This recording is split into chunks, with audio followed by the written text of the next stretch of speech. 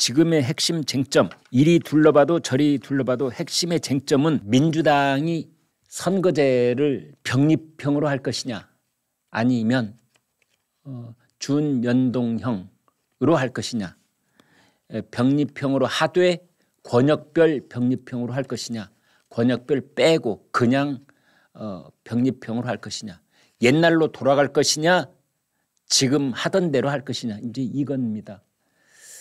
그런 상황 속에서 거기에 가장 첨예한 이해관계가 달려있는 사람은 각 지역구에 출마하고 있는 국회의원 예비 후보들도 그렇겠지만 그보다 몇 배 더 자신의 개인적 이해관계, 정치적 이해관계가 걸리는 사람은 이재명 본인입니다. 어떻게 선거제도를 가져가느냐에 따라서 이재명의 당 장악력이 달라집니다. 비례대표 후보 공천의 그 권한의 폭이 넓어졌다 좁아졌다 하는 겁니다. 비례대표 공천권을 얼마나 장악하느냐가 당 장악하는 거에 직결될 수 있기 때문에 이재명 대표로서는 4월 10일 이후가 더 문제인 겁니다.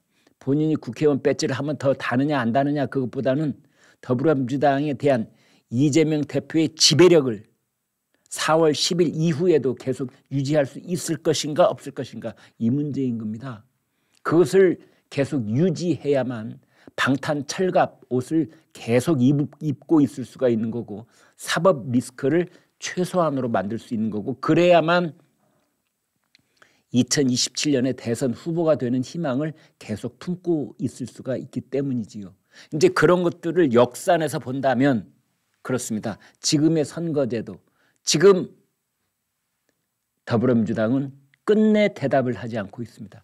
아마 설 연휴 지나고 나서야 어떤 얘기가 구체적으로 나올 가능성이 있다 보는데 여기서 핵심 포인트 여러분과 공유 말씀드리겠습니다. 핵심 포인트는 뭐냐? 아마 이재명 대표의 마음속에는 이미 결심이 섰을 겁니다. 저는 그렇게 90%쯤 장담할 수 있습니다. 그렇다면은 왜 말을 안 하고 이재명 대표가 여러 다양한 의견을 듣는다는 식으로 가만히 있을까요? 옥석을 가리기 위해서 그렇습니다. 참다 못한 현역 의원들, 참다 못한 예비 후보들이 뭔가 여기저기에서 이제 얘기를 하기 시작할 겁니다. 그때 병립형으로 회귀하자는 얘기를 하는지 아니면 준연동형을 유지하자고 얘기를 하는지에 따라서 이 사람이 진짜 내 편인지 아닌지 찐명인지 아닌지를 구별할 수 있는 좋은 기준 하나를 갖고 있기 때문입니다.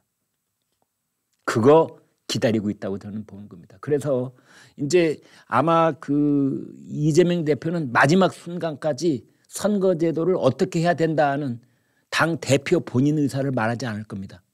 그리고 기다리겠지요. 160여 명 더불어민주당 현역 국회의원들이 무슨 말을 하는지 또 당 외 원외위원장들은 무슨 말을 하는지 기다리고 있겠지요. 그래서 자기 편과 아닌 편을 아마 그걸로 가려낼 가능성이 있는 겁니다. 그런데 이제 그런 눈치를 볼 필요 없는 사람들은 자기 목소리를 냅니다. 김부겸 전 총리 또 한 번 이재명 대표를 매섭게 질타를 했습니다. 민주당 이런저런 핑계 대다가 큰 역풍을 맞는다. 도대체 언제쯤 정해질까? 22대 총선이 다가오고 있지만 여전히 선거제가 결정되지 않았다. 사실상 결정권을 가진 더불어민주당, 이제 국민의힘은 오래전에 이미 우리는 병립형 예전으로 돌아가자, 20대 선거 때로 돌아가자, 20대 국회의원 선거 때로. 그때는 병립형, 21대 국회의원은 준연동형. 이제 올 4월에 치러지는 건 제22대 국회의원 선거지 않습니까? 그래서 국민의힘은 이미 몇 달 전에 20대로 돌아가자 하고 있는데 여기에 대해서 더불어민주당이 아무 말도 안 하고 있습니다. 국민의힘은 병립형도 좋고 준연동형 오케이 그것도 받겠어. 거기다 대비를 하겠어 우리는. 지금 그러거든요. 준연동형을 받는다는 것은 위성정당을 만들겠다는 겁니다. 지난번에 제21대 때는 위성정당이 결과적으로 어떤 효과를 거둘지 잘 몰라가지고 더불어민주당한테 크게 당했지만 이제는 아니야. 원내에서 각 당 원내대표를 포함해서 당 지도부가 해오는 최근의 일들을 보면은 국민의힘이 한 수 윗길이라고 저는 생각을 합니다. 판판이 더불어민주당이 당하더라고요. 이제 그런 것을 본다면 지금 국민의힘은 플랜 A, 플랜 B 단단히 지금 어떤 채비를 갖춰놓고 있는 것 같습니다. 선거제에 대해서 민주당이 어떤 제안을 해오더라도 그것을 수용을 하면서 민주당을 제압할 수 있는 그런 대책을 세우는 것 같아요.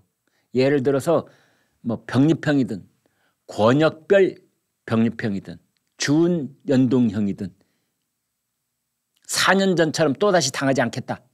대책을 만들어 놓고 있는데 아무튼 여기에 대해서 지금 더불어민주당 이재명 아무 소리를 안 하고 그냥 보고만 있습니다. 다 꿍꿍이가 있다. 저는 이렇게 보는 겁니다. 그런데 거기에 대해서 이제 그런 제22대 선거에 이해관계가 없는 김부겸 전 총리만 목소리를 내고 있는 거죠. 여기서 제가 그냥 간단하게 말씀을 드리겠습니다. 간단하게. 이 병립형 그리고 준연동형 이거 차이점이 뭐냐? 차이점이 뭐냐? 병립형은요. 선거가 끝나고 나면 투표가 끝나고 나면 그 투표를 저녁 때 이제 6시 마감 뭐 또 뭐 8시 마감 어떻게 정하겠죠. 끝나고 나면 지역구의 당선자들이 다 나오잖아요. 자, 그거는 잊어버려. 지역구 당선자들은. 잊어버리고 정당 득표율이 나오면 그 정당 득표율만을 가지고 비례대표 47석을 나눠 먹자 이겁니다. 47석. 가령 정당 47이 이게 소수여서 정확하게 나눗셈으로 떨어지는 숫자가 아니죠. 그렇죠? 47 그렇죠? 아마 제가 지금 얼핏 계산은 안 해봤지만 아마 47은 나눠지지 않는 정수일 겁니다. 그러면 어찌됐든 이게 이제 그 뭐 정당 득표를 봤더니 국민의힘이 60%, 민주당이 40%다. 그리고 소수 정당은 3%를 넘은 정당이 없더라. 이렇게 됐다고 가정을 해보겠습니다. 그러면은 그것을 47석을 6대 4로 나누는 겁니다. 그냥. 저쪽에 지역구 당선자는 아무 상관없이. 이게 병립형입니다. 양쪽이 따로따로 있다 이런 뜻이죠.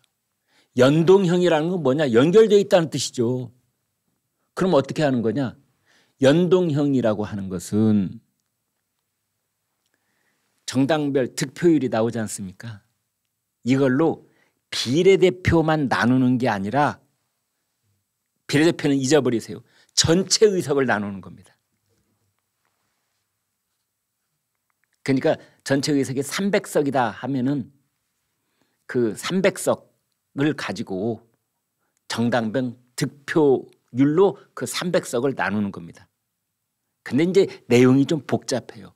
지역구에서 받은 의석을 빼서 그 남은 거를 가지고 비례대표를 안배하는 뭐 이런 식입니다. 그 절반만 그걸 이제 인정을 해준다. 이래서 연동형 100% 연동형이 아니라 준연동형이라는 말이 붙는 겁니다. 자, 아무튼 그거 잊어버리십시오. 두 번 생각하면 자꾸 머리가 아파지려고 그러는데. 네, 아무튼 이제 이런 상황입니다. 이제 김부겸 전 총리 얘기는 뭐냐? 이재명한테 쐐기를 박아놓는 거죠. 병립형으로 다시 돌아가면 말 따로 행동 따로 하는 거야. 자꾸 이런저런 핑계 대지 마라. 자칫하다 큰 역풍 맞는다. 그런 얘기를 하고 있다. 이렇게 이해하시면 될 것 같습니다.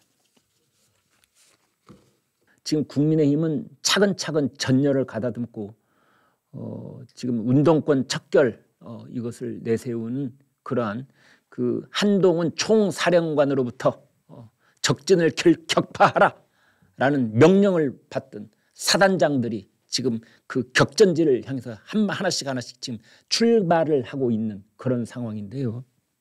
지금 민주당은 말이죠. 같은 친명 쪽에서도 병립형이냐 연동형이냐 이걸 놓고 계속 싸우고 있습니다. 정청래 병립형이냐 연동제냐 이걸 가지고 전 당원 투표에 붙이자라고 주장을 했습니다.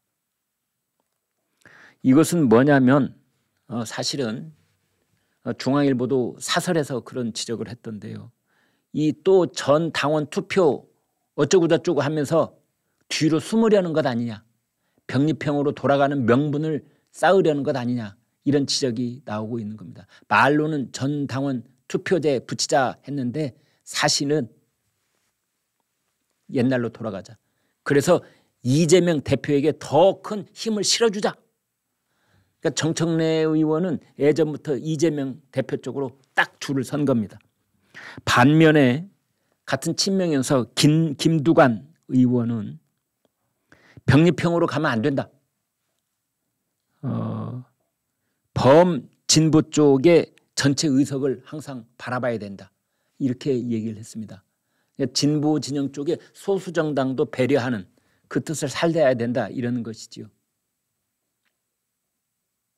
이재명 대표 쪽에서 본다면 누가 고맙고 누가 얄밉겠습니까? 당연히 정청래가 고맙고 김두관은 얄미운 거죠. 남의 속도 모르고.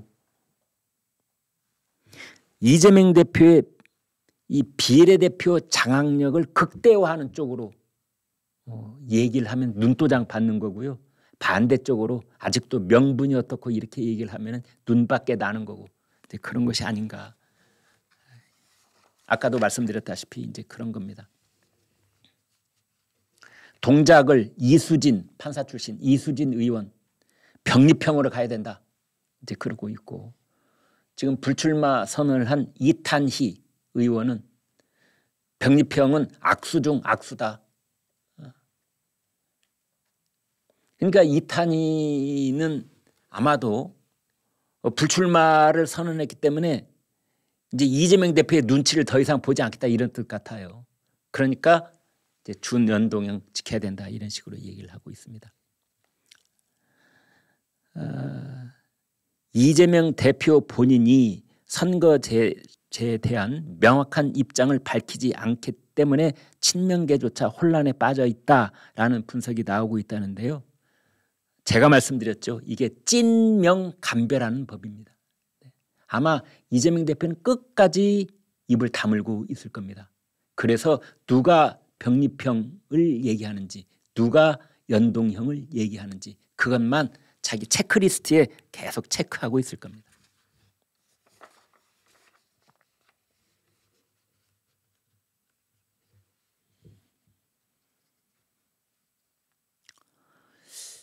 지금 이제 더불어민주당의 공천관리위원회가 도덕성 검증을 넘지 못한 6명에 대해서 공천 배제 가닥을 잡았다 이렇게 보도가 되고 있는데요. 성범죄, 음주운전, 직장 갑질, 학교 폭력, 증오 발언 5대 혐오 범죄를 중심으로 검증을 거친 결과 현역 포함 6명을 공천심사에서 우선 배제하기로 했다라는 건데 이런 얘기가 나올 때마다 외부에서가 아니라 민주당 내부에서는 무슨 얘기가 나오냐면요.